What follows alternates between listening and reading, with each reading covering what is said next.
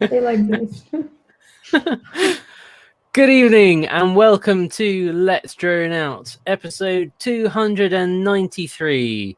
We've got a good episode this week. We've got quite a lot of stuff that we'll try and get through. So this week we have Curry. Hello. We have Blue Owl. Hi, guten Tag. We have Tony. Bonjour. We have Matteo. Hi. We have Stefano. Hi. We have Björn. Salut, messieurs, dames. And I'm Andrew Frank. We will probably have Jacket back next week. This week he's surrounded by piles of bits of car, so we'll see if he manages to cobble them back together and get on tonight. But we'll crack on because we've got quite a lot to get through. Because we've got this week the two guys here are bringing along their FPV Combat system, which I have been waiting for. For a long time, since I had to go with the laser tag system on the Battle of Britain show.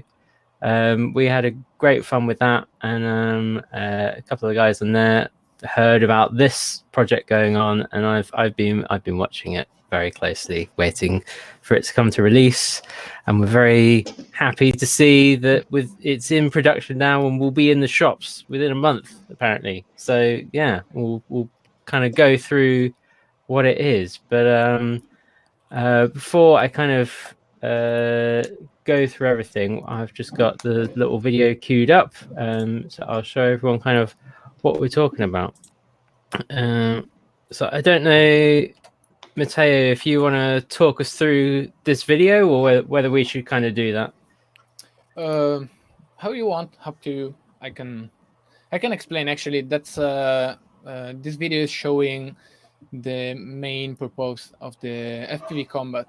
And so a few years ago, I just wanted to try to have some cool laser tag dogfighting for our planes flying FPV. So I started developing my own system, since I was like asking myself why nobody's doing that. So then I started to do that, and the thing grown up in the last 3 years, and I integrated the OSD function and advanced game modes. And what you're watching here actually is the real combat from 2 years ago, where we were testing two models fighting against each other. And the really cool feature is, of course, the OSD is giving you a lot of information on the video, but the cool function is that it can also affect and manipulate the control of the model. So that's basically what it is, the system right now. But you've been working on it for quite a while, I believe. Yes, I think there were 3 years. So 3 years and a half, I would say. I started, yes, because it's taking a really long time. It is not my full-time job, so I spend my nights working on the project. And so when I started seeing some cool results, especially with the integration of the OSD, there is where the fun part started, because I could implement a lot of different functions and features, and I think we are going to talk about that during this live stream today. Absolutely. But yeah, it's the other thing, to head off the questions, because I know kind of there is that question of it's an OSD system. Yes. And therefore it's kind of limited to the OSD chips, and therefore may not work with digital, but you've made a way to work it with digital, haven't you? Yes, actually, unfortunately, the digital FPV system came out, and they came out before my system, so then it's really downside for me. But a lot of users around the world, I would say, of course, started loving the digital FPV system. So what I actually needed to implement back again in the system was the control of the addressable LEDs. And I think that Bjorn has edited some cool videos about that. So basically, you don't have, of course, the OSD on the digital system, because right now it's just not possible to have it. So what you can have actually is placing some addressable LED in the field of view of the camera, and and you can see Bjorn that light up his tank, and there are some LEDs that actually are showing the lives and the ammo of the system. So they are also giving feedback to the user. It's a little bit too bright. It's good. Yes, that's really bright. In the camera, it doesn't look so much, but you can barely see also the. You can see the green line and the blue line. The green line is the actually it's 5 LEDs for the live, and the blue lines are for the ammo.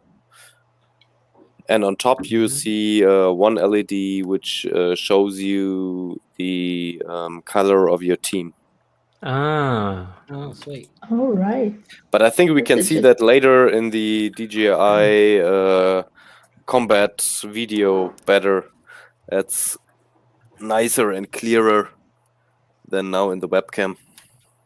So one of the biggest improvement that have been done in the past year, I would say, after the summer, the first testing that we did a couple of years ago, actually, sorry, and it was to implement the functionality of the real-time feedback. So what I did was just picking up some RF modules, and with those modules, let me see if I can show you a little bit better. So these modules here can be plugged into the system, and actually they are giving you the real feedback when you hit someone or when someone hits you. So you actually know, you can know, and if you have a OSD, so an analog system, you will get also the nickname of the other player that hits you, or the nickname of the player that you hit during the fight. And That's cool. to get the same feedback, of course, we can't have the character OSD, so we can't see the nickname in the digital systems. But what you can have actually is the light color code. So when the player is shooting at another player and he successfully hits the other player, the LEDs in the cockpit will blink white, indicating that it was a successful hit for the player. And that's really, really satisfying. I'm the user side today, and I really enjoyed it using that, because and all the time before we had that feedback, you were shooting and you were asking around, did I hit you? Did I hit you? Did I hit you? And maybe nobody said yes, or I don't know. Nobody claimed the hit. But then now you get real feedback, and you get the reward for your shot. Yes, and there are a lot of features that I think that Bjorn didn't introduce himself. He's one of the, I would say, the most active tester of the system. So while I was working on improving the functionalities and the function of the firmware, Bjorn was giving me the feedback from the field and giving some really useful advices for, I would like to implement that feature. Is it possible? And then okay, maybe yes, no, forget it. Or I remember one time he just told me, okay, look, I never even noticed that you have the ammos shown up in the OSD, and so I don't really think it's useful. And I replied to him, okay, I spent something like 2 months on that feature. We're gonna keep it. to have the graphical amount of ammos disappearing. Right. Yeah, I will try to show you maybe. That's cool. So Can you I just- only get you get a certain amount of ammo when you're shooting each other. You can set up that feature in that number in the OSD menu. Oh, that's So- really And when good. you say shooting somebody, does it work like paintball or does it work like laser tag? How do you like? Is it? It's I like laser didn't do tag, my homework, actually. guys, so I don't know. I don't know how it works. The basic principle of working is on infrared LEDs. So Right. it is more similar to the laser tag, and since it is on laser and it's not not laser actually, it's just infrared LEDs. So since it's not visible from the light from the cameras or the human eye, you will not get the feedback from a visible feedback that you are shooting. That's why I Right. implemented the features in the OSD. So that was the purpose of the implementation. So one of the things about infrared, because a few guys have tried this before, and they had problems with working it in the sunlight and having it accurate. How did you get around those sort of problems? Is this what the development time took? So you just there were different ways to do that. At the beginning, I was trying to coding the infrared light, so I was able to send also some information over the air and get a good range. So there, and okay, one step back, you can drive an LED with different amount of power. So the LED that I'm using for the gun is really is not a common LED. You have to look for that. It has some really specific how to say performance. It can be drive at a very high current, so you can get a very long shooting range. And it also has a very narrow beam. That's one of the main reasons for the range. The same LED can give you a very wide angle or very narrow. So in my case, I'm using a 10 degrees opening beam. And of course, it is not 10 degrees at 30, 40 meters away because it lost some shooting power. I don't know what to say. But basically, when you drive correctly and in the right timing, you can get very good ranges from this simple LED. And we discovered after some real world testing that the LED was capable of shooting at over 35 meters in direct daylight. So I'm talking about summer here in Italy. And the problem was that when I was coding the shoot, it was getting a lot of noise from the around, so shadows, props, and servos if you're using planes or something like that. So it is a really tricky environment where you can play with this setup. So I had to work again, and after a few steps back, I realized that I needed to drive it in a different way, which was not coded anymore, and that was giving me very good range. I improved the range just at about I would say 40 meters without aiming too much, and if you aim, you can get very far. Also, 50 meters is possible. The problem is that you need to aim. You can't just shoot and you will get your target.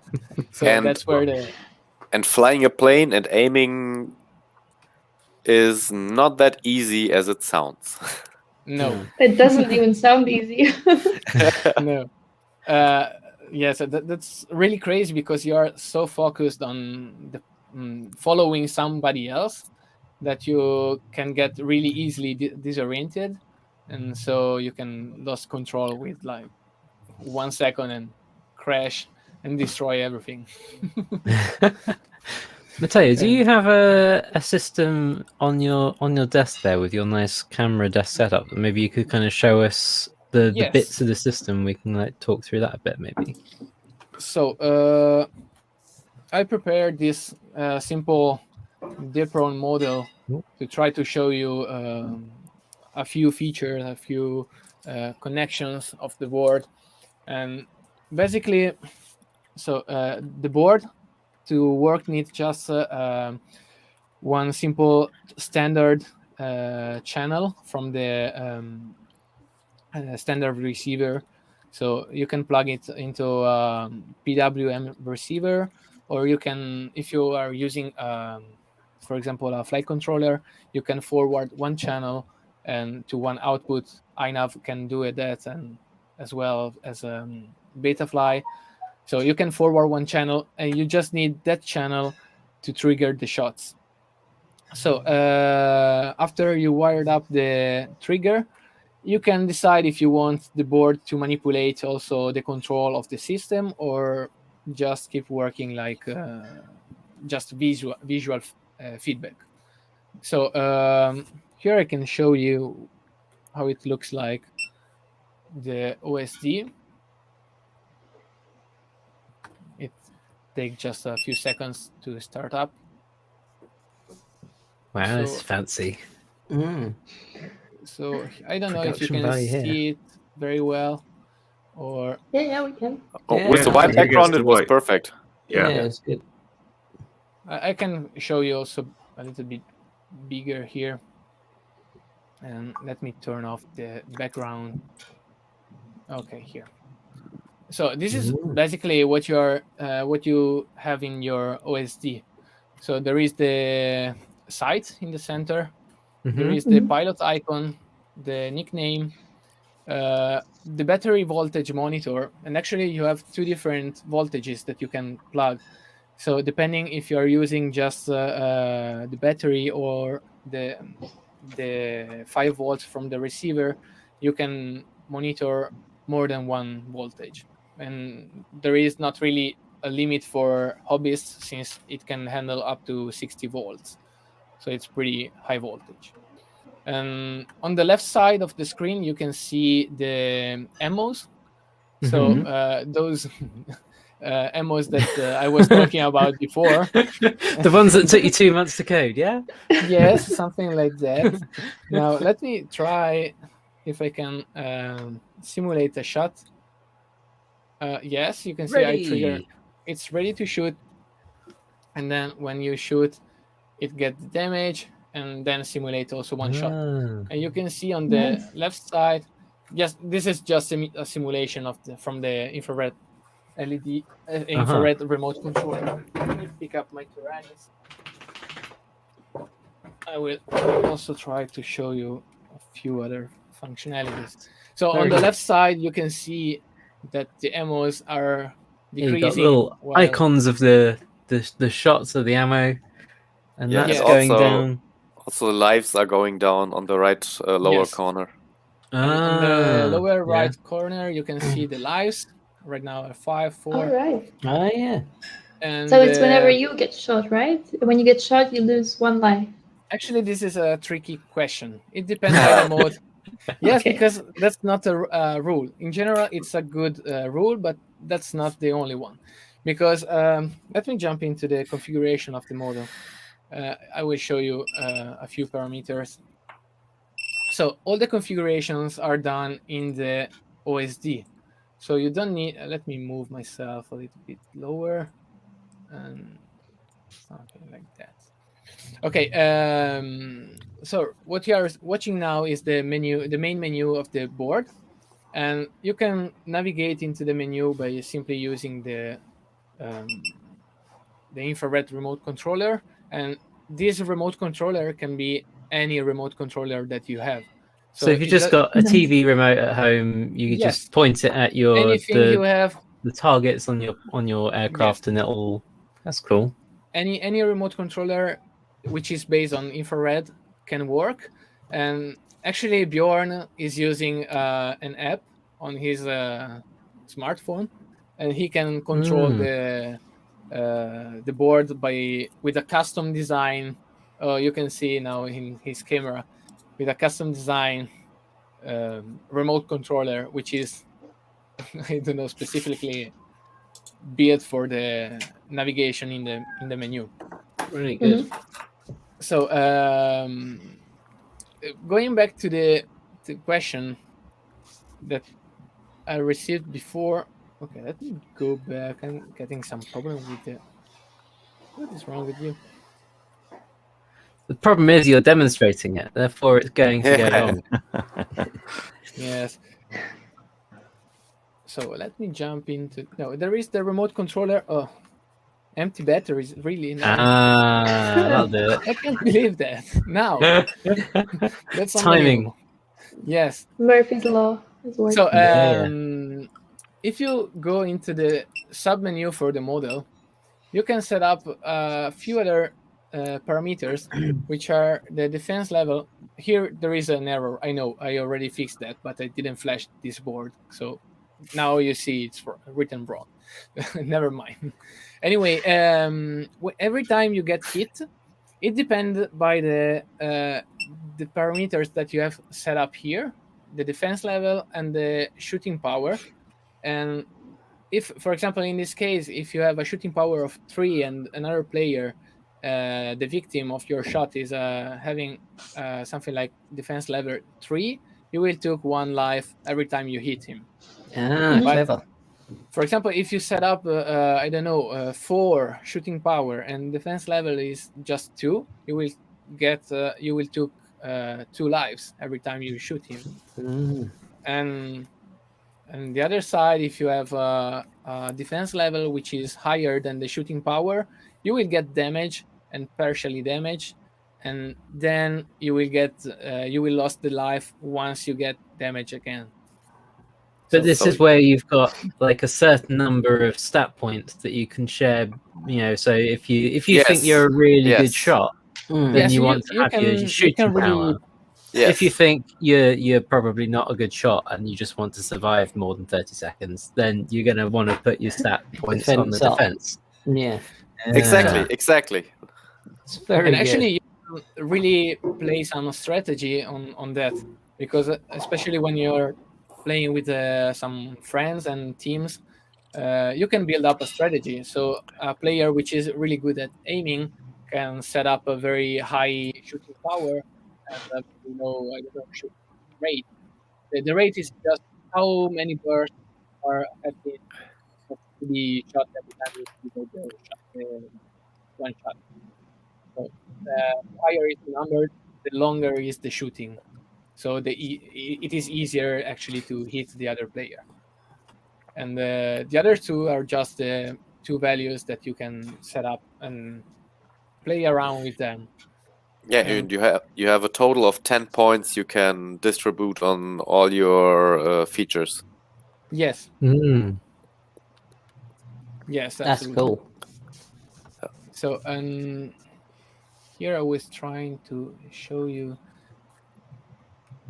Okay, this remote controller is not working very well. I don't know why.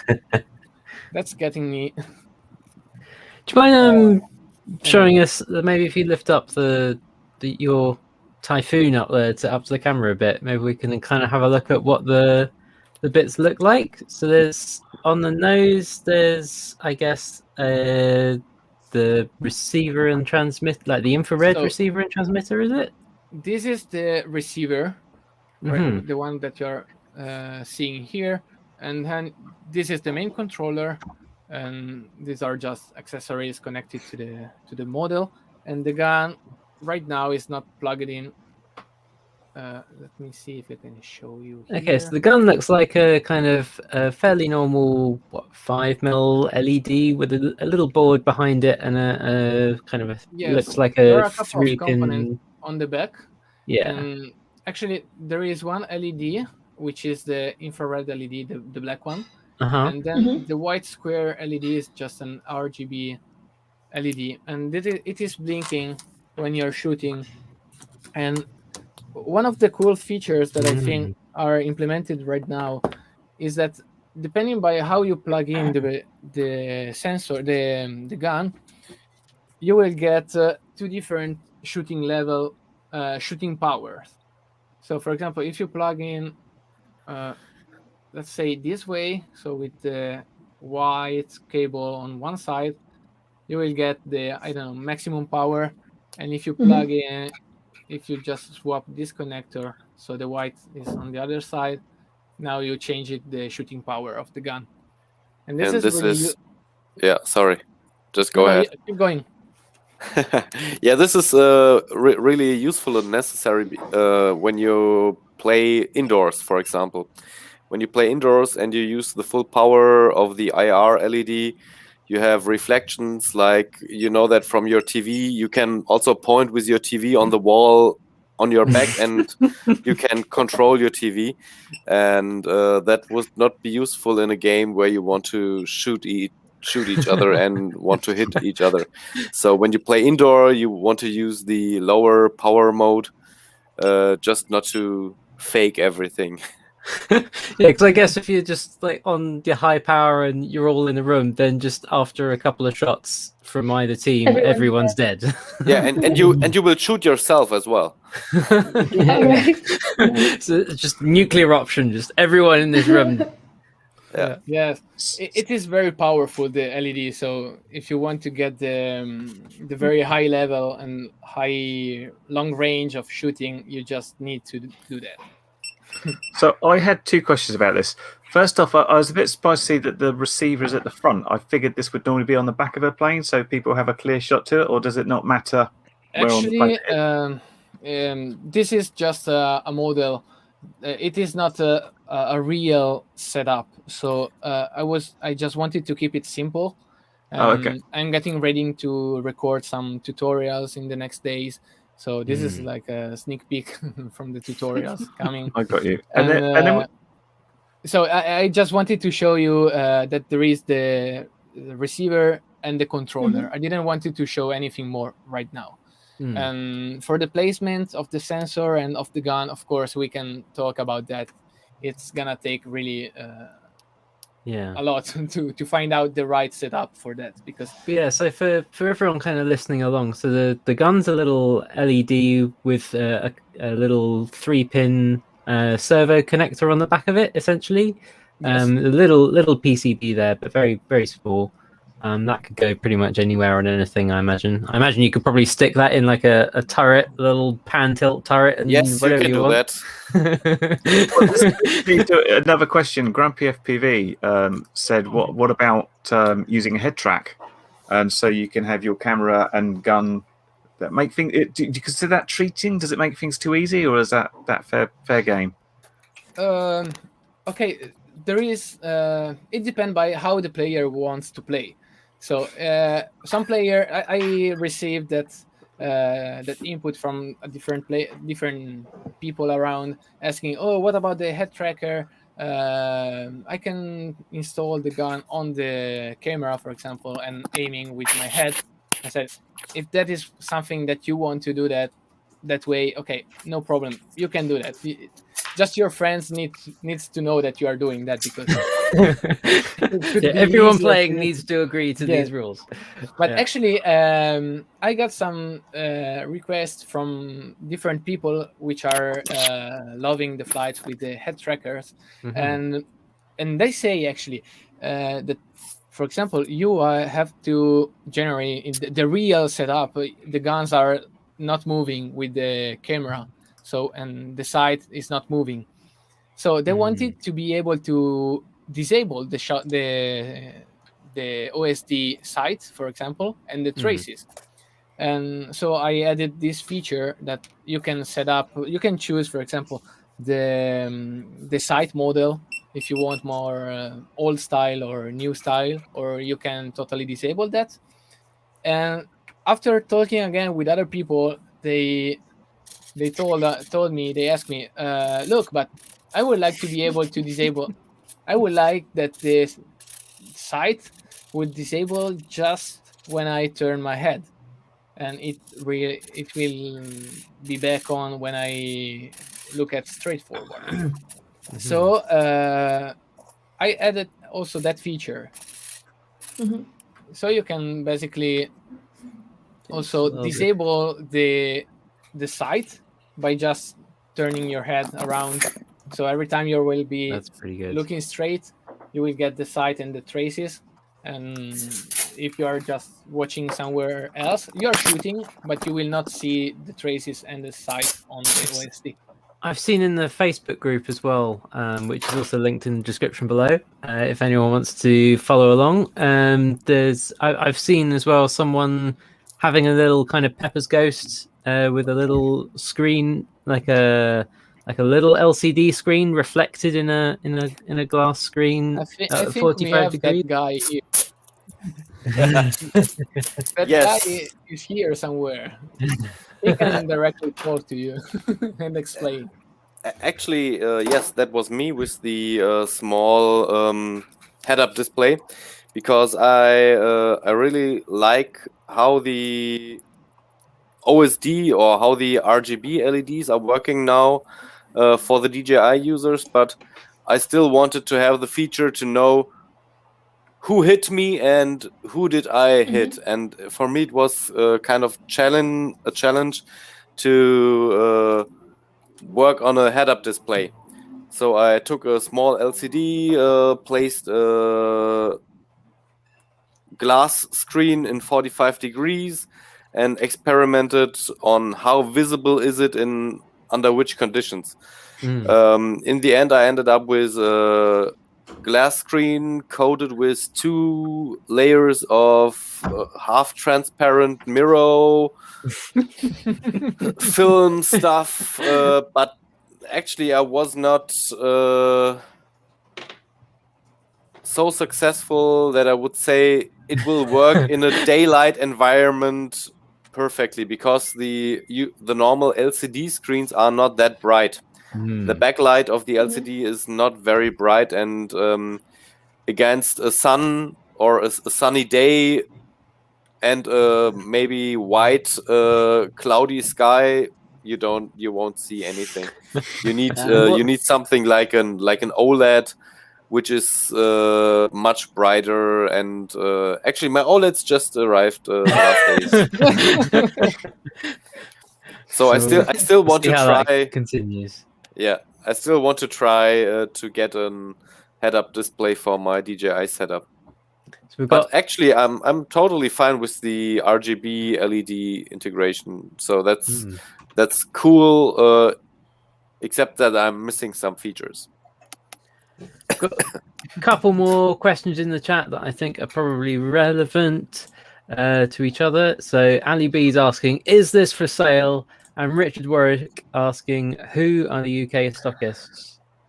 So you can check. It is not on sale yet. It is in process of manufacturing right now. So in the next 4 weeks, I would say it should arrive to the stores, and you can check the. This is a good advice for everyone interested into that. If you go on the website fpv-combat.com, you will get the dealers list. You will find the dealers list in the website, so you can just check who is selling that the product right now. And if you have any advice, you can just write me on the page on Facebook or directly on the email, or just ask to the store, oh, would you be interested into this system, and then we will figure out how to do that. So it will be also available in the US, but I don't have the list of the stores yet, but it will be available directly in the US. About the price range, a lot of people are asking about that. So there will be different version of the system. The standard version, which is the full size 36 millimeters by 36, the standard big flight controller, and it will be available at a price of $50 US dollars.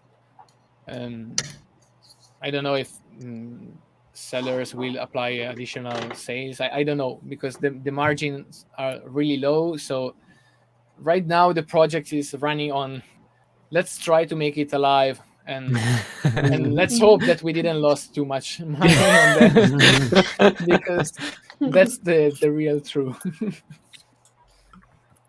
So what's really mind blowing for me is you said at the beginning that you were implementing it for 3.5 years, right? Around that. Yes. So that must have been end of 2017 when you started. And when I think about the state of the hobby and FPV in 2017, Actually, I could barely I even was fly back then. in the early. No, it was before. I think I started really to thinking about that at the end of 2016. Yes, and Nice. in I remember because I was implementing the OSD functionalities when my daughter born, so it was in June 2017. Right. So yes, in 2017 I was already working on the OSD, just basic functionalities, not really impressive, but that was the beginning. And now there are all the And game stuff and way more things than you would expect. and what was the biggest challenge that you ran into? What was the moment when you said, "Is it really Uh, worth it?" like from the beginning till yesterday. Right. So right now I don't really I don't know how if it is possible to get an idea of how many hours are spent into the model, into the design of this project, because it is designed from zero, starting from the firmware and the CAD of the PCB layout. There are a lot of challenges coming up with the design of this kind of board and this kind of system. We were talking before, make it work in the daylight is challenging, and right Mhm. now we can see just this system working and the system from video aerial systems, which is out from a couple of, I don't know, a few months now, and but nobody else just implemented this kind of functionalities and the integration with the control of the board of the model and different kind of controls, because you don't have just one way to make it work. You can Mhm. customize it how you prefer. Yeah, 'cause you've And not even just like got that. the different the stat points either as well. You've got different game modes as well, haven't you? yes, there are right now 3 games implemented and one additional mode, which is the compatibility mode for the video aerial system project, which is always infrared based combat platform. So another question that I got very often is, can this system work with the Ace Combat from Video Aerial System? The answer is yes. It can work from out of the box, and you can select the specific mode to get the full functionality, full compatibility with that system. But basically, I will try to show you. Let me switch to the other view. I think. So I saw someone had a tank. Who was holding up the tank?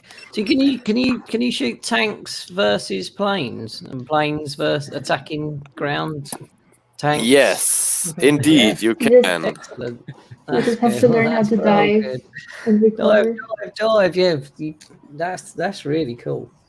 Actually, this was I will let it be switched off so you can see it better. This is actually my flak tank. It's Flugabwehrkanone. It's German. Yeah, it's the anti-aircraft tank. You can see Yeah. here the shooting LED. You can see here my pan tilt mount for the camera, and here you can see the sensors. And we used this in the when I joined the project. Or when I got a tester, I used that when I was going alone to the field, and I just placed that on a big flag so I could see it from the airplane, and just shot at the tank to see how good is my range, how good can I aim, and this tank gave me feedback with beeps and the LEDs got lit up, so I could see that I hit something. Sweet. Perfect. Someone is asking if you can change TV channels in people's houses. At the beginning, you could. Right now, not anymore. Okay. When did you do your Argos shoot, Tony? 4 years ago, probably. Might have been about the right time for you to go flying through the TVs. Yes. We don't talk about me crashing into the TV. Shut up. Sounds like a good story. I want to hear it now. No, we're not talking about that. All right. So I had some audio problem actually. So. Anyway, this is the view that I wanted to show you. So by pressing the OK button that you configure on the remote controller, you can get the access to the game selection page. So there are 3 games, which are Fox Hunt, Combat, and Capture the Flag. And of course, the video array system compatibility mode that I was talking before. So for all the game, you're gonna need to have the install on your system the RF modules, additional modules that they will not be sold with the system or in the stores, in the hobby shops. You can buy them on Amazon, eBay, or I don't know, Banggood. And there are a lot of different places where you can purchase those modules. They are cheap, like 2 or 3 euros. They works fine. You don't need to configure anything. So, but they are needed in order to work with the game modes, because for the games you need to have the real-time feedback. All the players have a jump into a login procedure, which is automatically done by the board by simply giving a few inputs from the user. And for example, let's try to start the game. I don't know. So when you select the game, you press OK. You can select the duration of the match, and for example, in this case, you can see the old score from the previous match. And so what is happening is that the master player is starting the match, and all the other players are getting a notification on the system. And do you want to join this game? And then if you trigger one shot from the transmitter, it will jump into the into the game. And then there is an automatic procedure that will list all the players. You will see all the nicknames of all the players who logged into the game. And for example, if you selected the capture the flag, you can see the name of the flags which are logged into the game. And when during the match, you will get the full feedback and information of the player that you hit or the player that hit you. Wow. So and all the additional features like defense level or shooting power. So you have really a simulation of what could be a real battle from the past. Pretty intense. Year. So what the 3 game modes? So there was the Fox. So how do they all work? We have Fox Hunt, which is okay. Just let me tell you something. I'm finalizing the last release of the manual. There will be explained in detail all the features, because they are really a lot to just talk about. And if you don't have the system in your hand, you will not really get the fully understanding of what is going on. But basically, in the Fox Hunt, you have it's like all the player has to catch the fox. So when a player is catching the fox, it's turned from the dog, it's turned to be the new fox. So basically, when you start the game, all the players are hunting dogs, and the first player who hit another one, he became the new fox. So it's like it or tag or that. Yes, it's something like that. Yeah. So basically, all the dogs has to try to catch the fox, and when one dog catches the fox, he becomes the new fox, and then his score, the fox score, is starting to increasing and counting up in the upper right corner. I see. And the cool feature is that with the let's call it telemetry or the network, you know in real time who is the player, which is the fox right now. So it show up in the OSD the nickname of the player which is running away from the other. Wow, that's and cool. if you have addressable LED, the LED will start blinking orange, like a fox color. I don't know. We pick it up, the orange color. It will start blinking, so you will know that the only player that you need to hit is the blinking one, which is the fox. At the end of the game, there is the score table that show up in the OSD. You can enable it, disable. It depends how you want to do that. But as it seems with everything that you've built here, there's a lot of options. Yes, a lot. And the combat mode is the second game implemented with the system, and it is actually just the combat. So the difference from the turn on the system and start fighting is that within the combat, it is needed for all the player to have the module for the RF feedback, because you will get the those informations only if you have the module. So this is why it is a dedicated mode.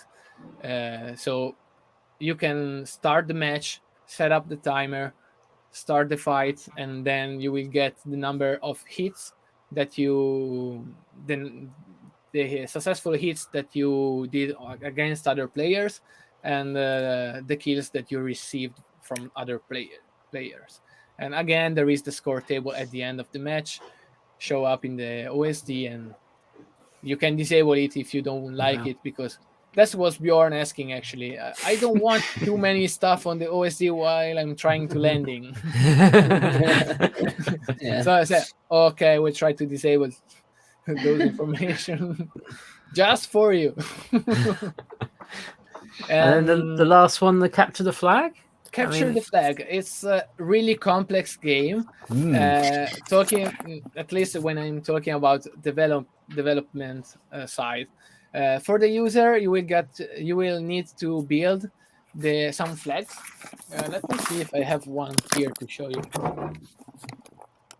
Oh, Bjorn has one to show you. Bjorn has one. Right. Yeah.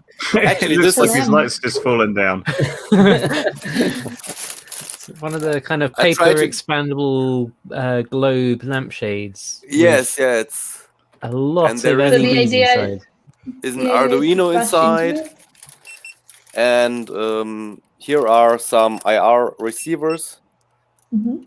And actually, capture the flag. I don't know if you ever played some online games where you have that mode.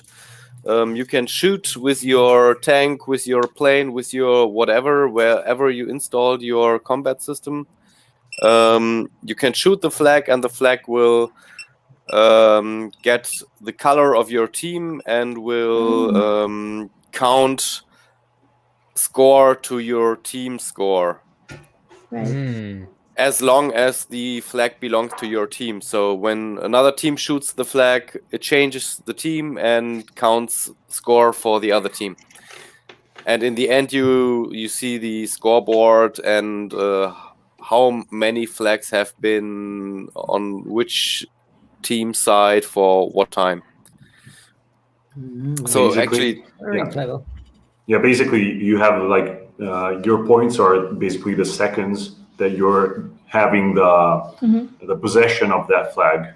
So, and based on the number of flags you have during the game, you're going to have, I don't know, 300 seconds during the game, and so you have 900 points for 3 flags. Those 900 points will be divided between the different teams. And presumably the teams can defend their flags by shooting the other planes that are coming to try and take it. I think you can only shoot the flags during the capture the flag. Ah, so, or actually, I think Matteo implemented some kind of shooting mode that if I shoot you, you're not able to shoot the flag for some time. That makes sense. Yes, actually, you can shoot against each other, but those kind of informations will not be really useful for the game. You don't get points for it. No, No, the only purpose you're of just the game blocking the other one. Yeah. Yes, Cool. and slowing down their game. Okay, I'm trying to change my view, but my OBS is locking again. So one question we haven't actually asked you on air: whereabouts are you three in the world at the moment? Like, are you able to fly out and test them together, or is that a bit tricky? Actually, I'm in Italy. Bjorn is in Germany, and I don't have really many people here close to me that helps me with the testing of the system in real life. So we did it in the summer. Yes, a lot of really intense days flying. When, for example, Bjorn and Jens, his friend, came here, we met with Stefano. And then we had a crazy weekend flying around. Yeah, that was awesome. That was awesome. We destroyed something like, I think, 5 models in 2 days. Oh, good effort. Yes, and you will never believe how easy it is to get some crashes and mid-air collision by flying planes in the open space. That's crazy. That's really crazy. But you glaze over that, just like, oh, we just had a weekend together. But like, I believe Björn had quite a drive for that one, no?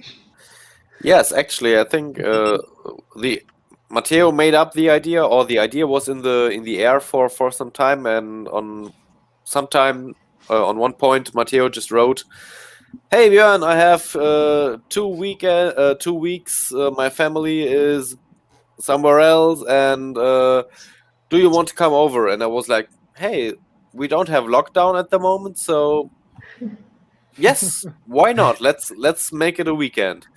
And I asked one of my friends, I also gave one of the boards to him, and we were testing it, and I was like, hey, let's make a cool FPV trip to over the Alps down to Italy and visit Matteo, the developer of the system. And actually, until this point, we didn't knew each other too good. So I knew he was developing the system. We were communicating sometimes, and I was giving him feedback. But actually, we were not friends or something like that until that point. No. And then we packed our stuff. We packed my small Opel Astra Coupe with, I don't know, like 5 big planes, quadrocopters, batteries, chargers, and then we were on the decision how to go to Italy, and you have the chance to go through the Alps or over the Alps. And we were like, we have to go over the Alps. We have definitely over. pull out the planes on top, and we have to fly there. And yes, we did it, and it was awesome. Cool.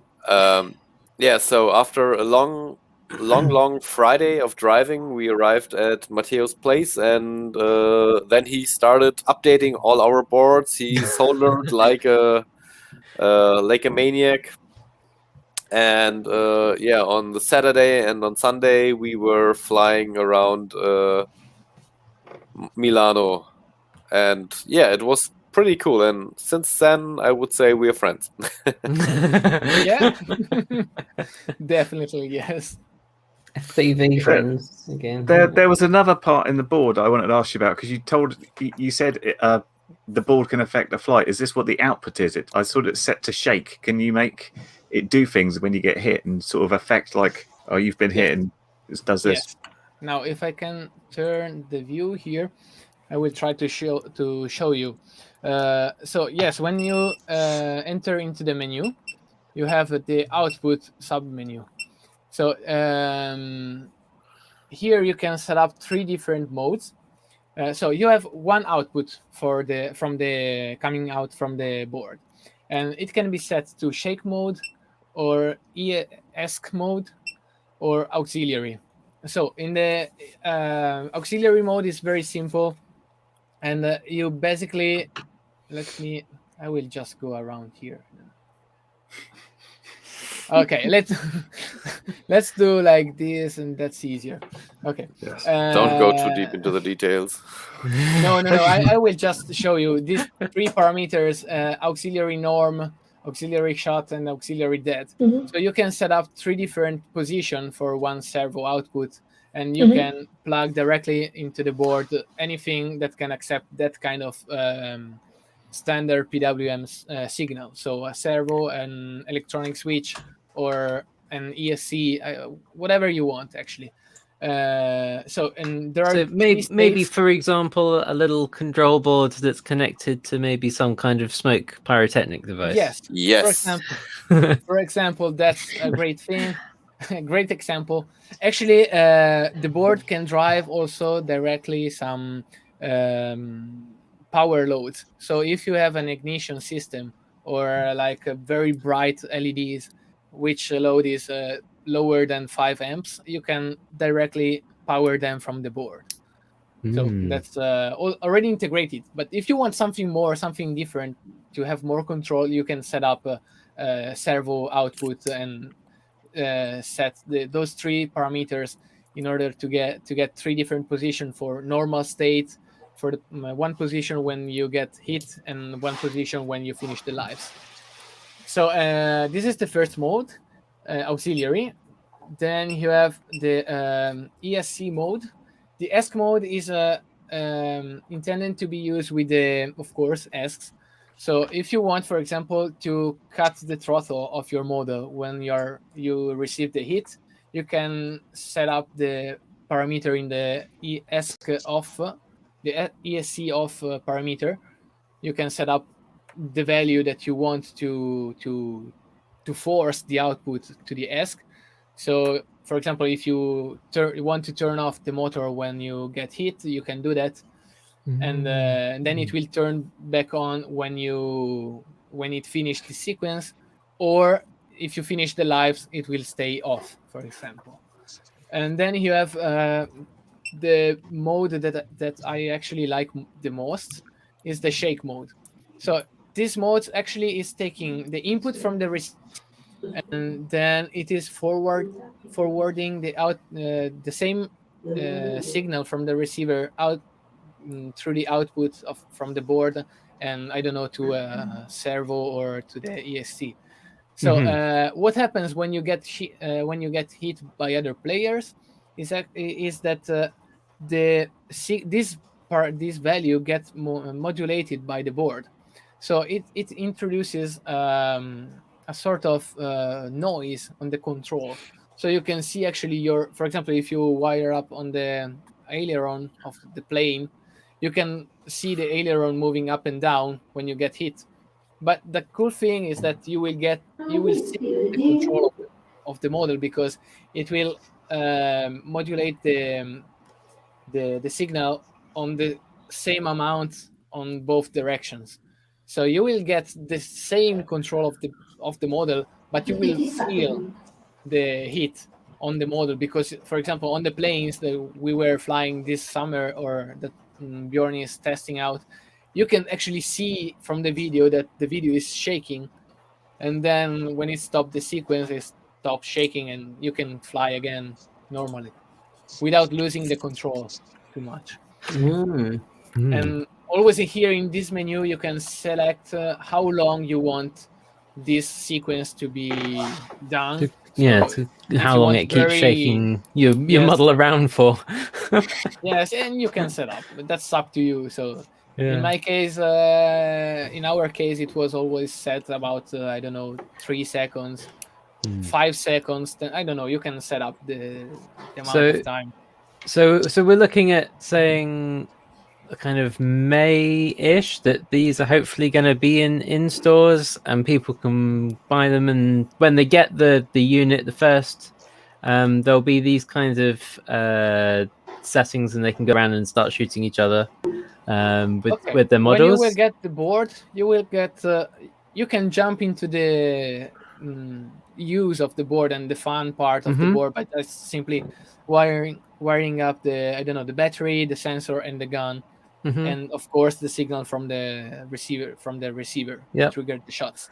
And then probably the next step after doing that would be to get one of these 433 packet radio, little miniature packet radios, wire that in, and all the kind of clever games get going. Yes.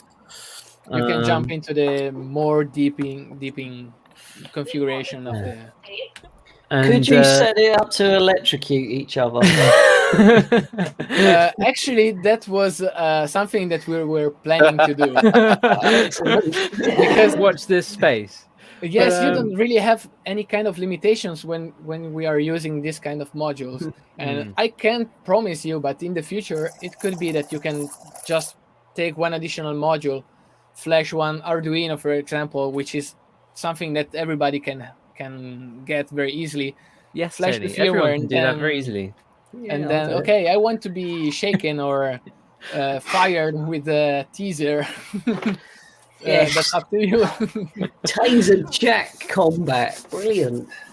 So you will know who was the victim of your shot. Well, they'll shout, won't they? In terms of actually getting these into the shops, we do have to thank Stefano, I believe, for a lot of actually getting those into the shops where we can buy them, right? Well, let's say that I haven't spoken much during this live stream. Sorry, guys, but I was listening to everything, so I didn't want to jump in the various descriptions and information that Matteo was giving. There's a lot of information, and I am sad that we didn't get to cover all the stuff that you've done with model drones as well. I might have to invite you back sometime soon to go through some of that, because that's really cool as well. That's okay. Obviously, it'll be very nice of you. And all I can say is that we've been working together since 2018, I think, with Matteo. And we did many fairs around Italy, and we brought the first prototypes of the FPV Combat, and kids could try this experience by having some kind of homemade rifles where they could shoot around the drones we were flying. So it was like the first test benches for the FPV Combat system, where actually he could use those particular situations in order to see how the system could react to outside shootings and points, lives, and everything. So we began like that. We're friends. We actually, we're more friends, project friends than flying friends. We almost never fly together, obviously, and not talking about the last year and a half, obviously. And also because the last time we were flying together with Bjorn and Jens. He didn't install the system on his quad. He was making the videos from outside, from the third point of view, and so I think you got jealous with not having the system on your board. He just tried to kill as many models as possible. Find some more traditional forms of model aircraft combat, yeah? Yeah, that's right. Actually, the wide angle of the camera made me go very close to their models in order to take cool shots. Sometimes the shots were a little bit too cool, so I just went into them and cut some parts of their ailerons and everything. And there are some interesting shots we can share maybe in another streaming. Yeah, we'll definitely have to have you back and cover kind of the stuff you've done there. But I have to kind of wrap up now. But you've definitely inspired. I've got Dominic Clifton in the chat of Mr. Clean Flight. He's coming up with lots of ideas of other things that he sounds like he might be interested in doing. So we'll see what happens there. But I'm definitely keen to get my hands on one. I'm definitely keen to maybe try and see what we can do at this mini air show invitational event that I've been trying to put together this year. We'll maybe try and do something. But yeah, I'm really looking forward to seeing this and playing it. So thank you guys for making it work and getting it out there, and thank you for coming on tonight and sharing it with everyone. It was my pleasure, honor to be here. Yeah, thank you guys for hosting us. Thank you. Thank you. Yeah, so thank you everyone as well for all our patrons and all our audience all listening along. Tonight we have been Curry Kitten. Hello. Goodbye. Blue Owl. Get it right. Goodbye. Tony. Bonjour. Matteo. Hi. Stefano. Bye-bye. And Björn. Ciao. I've been That was a Andrew. high five before we go. Thanks. And we'll see you next week. Thank you very much. Goodbye. Bye.